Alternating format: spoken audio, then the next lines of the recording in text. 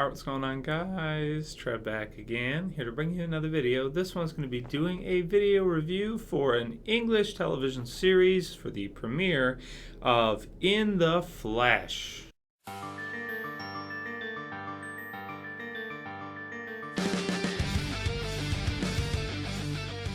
Alright, good stuff. So, In the Flesh is a TV series on the BBC that people have been asking me to review for a really, really long time. Of course, with the channel having so much zombie content, people want to hear more of my thoughts on different zombie series. I've done reviews of Night of the Living Dead recently. I've done some of the more English type zombie movies, like for example 28 Days Later, other zombie movies, Shaun of the Dead, things like that, and people just kind of want to hear what my thoughts are on this new series. So it's just starting its second season, so it's still fairly new, and I don't know what the future looks like for this type of series, but I finally got a chance to watch the premiere episode, which is season 1, episode 1, which aired last year. Each season, or at least the first season, is only 3 episodes. They're 60 minutes each, though, so they're like an episode and a half. So that's really 3 episodes is like maybe 4.5, 5 episodes. That type of thing of a regular TV series like what we think of with The Walking Dead. You can watch it streaming online. I'll put a link in the description so you guys can check it out if you haven't seen In the Flesh. So, be careful of ads, though, by the way. Don't install anything. Anytime I tell you to go to a streaming site, if anything tells you to install anything, close it, because there's a lot of pop-ups, there's a lot of things like that, and you have to be careful. Don't install anything when you're watching video streaming, because you could get adware or virus or something. So, that said, check it out if you guys are interested in it. Basically what it is a zombie series shot from the perspective of, it's kind of interesting, this is an interesting little twist on the zombie apocalypse genre, not something that's been done before as far as I can remember. We have our lead character, whose name is, let's see here, Kieren Walker, played by Luke Newberry, and the Walker family. And his family, his sister Jen is an important character to him, important person to him. He's got his father and mother. And basically he is what they consider to be a partially deceased syndrome sufferer. So that's what they call zombies. Partially deceased syndrome sufferer. So he was a zombie, okay? And essentially what they did is, in England, I assume somewhere in Britain, they devised a way scientifically to stop zombies from behaving like zombies. So they basically they give them these injections in the back of the neck every day, and it essentially brings them back to life somewhat. Now, they're not 100% like, enthusiastic or, happy and normal, this kind of thing, but at least their memories of who they were in their past life before they became a zombie, before they died and became a zombie, those, for the most part, return, as far as we know. They're able to feel some kind of emotion, like maybe half of what we feel based on the actor's portrayal. I want to say about half of what we feel due to these injections. So the hope is that they can actually take zombies, they can rejuvenate them, and they can give them these injections every day and put them back out into society in the areas that have been already cleared from the zombie outbreak or spread. So we follow one of those characters as our main protagonist, like I said, Luke Newberry's character, Kieren. So, and it's funny, their last name is Walker, but I'm sure that was intentional. But with Kieren, basically, the way Luke plays him is he plays him very stone-faced. You'll see in the thumbnail there I'll use for the video. And he's just kind of like very lackadaisical all the time. He's kind of walking around, and they basically make them wear contacts, and they use cover-up to paint their faces so they look more natural.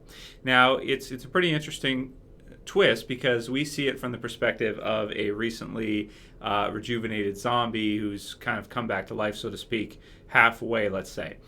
So he gets these flashbacks of things that he did when he was in his zombie-infected state, like this lady that him and another zombie attacked at a supermarket and actually killed. So he constantly, when he's sleeping and when he's kind of, just kind of daydreaming, he constantly sees this play out of himself, and it shows flashes for us of what he's seeing, of him attacking as a zombie before he was rejuvenated, this lady in a supermarket, a survivor.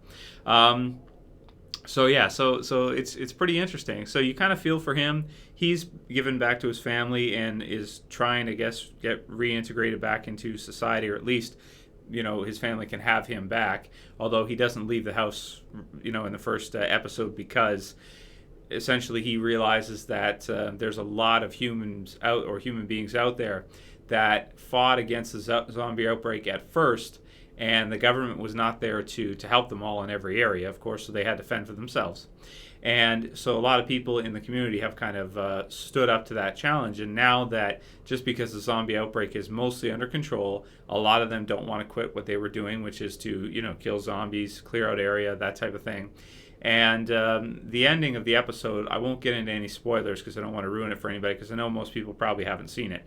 There's a really cool scene where basically a group of these people that in his community were responsible for protecting the community and helped to clear the zombies in that area, they don't want to stop, and they're going after people that are being the people that were zombies rejuvenated and then put back into society, and they want to kill them all off because they don't agree that with the government that they should be reintegrated back into society. And they hate the government because the government left them stranded when they needed them, and they needed help when they were under attack, essentially. Because, of course, you guys all know the way zombie outbreak spreads. If you have one in a community and he goes haywire and he is to bite somebody else or scratch or whatever, depending, I'm not sure the rules in this series, but let's say he bites somebody else and they turn, and you've got an outbreak started in another area. So a lot of the human beings that are surviving still are not on board with this. Them sending people back out as partially rejuvenated back to life, I guess human beings, I guess if you want to refer to them that way now, or I guess rejuvenated zombies. So it's a pretty interesting twist on things. It kind of makes you feel for our lead character, Kieren, in that this did happen to him. There was really nothing he could do about it, and he's a pretty good person, and now he's trying to be reintegrated back. And it's pretty interesting. It's pretty interesting, and it gives us a new little twist on zombie apocalypse, where rather than just zombies basically taking over and winning, the people actually in that area won. They were able to fight back the zombies, kill them all off, and then now they're able to control them and kind of give them their lives back. And what are the ramifications of that? What do people feel like around them that see them, that are an immediate family, and how do they react? So it's pretty interesting. It's definitely different from what I'm used to. Of course, the landscape is somewhere in Britain, and I really like to see the landscape because it's not something I'm used to. I'm actually English myself, at least of English descent, anyway, Canadian, but my parents are, or were, or yeah, they are, I guess. So it's kind of cool to see it from that perspective, and just to see the environments and everything like that, because it's so different from what we're used to here in North America. Even the way the roads are laid out, of course, you guys know they drive on the other side of the road, and the lights and everything, and the towns and the environments are really beautiful, and it's really kind of cool to see just some different looks you're not used to in film. You're always used to seeing cities like, with The Walking Dead, Atlanta, or other places like that. These are very normal looking places to us in North America, but to see something different with a completely different environment like you see in this show, of course, because it's aired on the BBC and everything, it's really cool. It's a cool new environment. It's a cool new twist, and I really like this series. It's definitely something I'm going to check out more of. I'm going to watch the second episode and see if it resonates with me, see how I feel about it, and then maybe I'll go through and review all of them. So if you guys get a chance, if you haven't seen it yet, you can use the link to watch it. 3 60-minute episodes first season, and then the second season first episode just aired, I think, last week or a few days ago. So in terms of a score, I'm going to give this premiere an 8 out of 10. I think it's really solid, and to be honest, I didn't think it was going to be as good as it actually is. By the end of the episode, you really feel like, wow, this is pretty cool. This is cool. So check it out. At least that's the way I felt about it, and let me know what you guys think. Write it in the comments below. Anyway, I'll call it here. That's it for this video, guys. I'll see you for the next one. This is Trev. As always, I'm saying peace.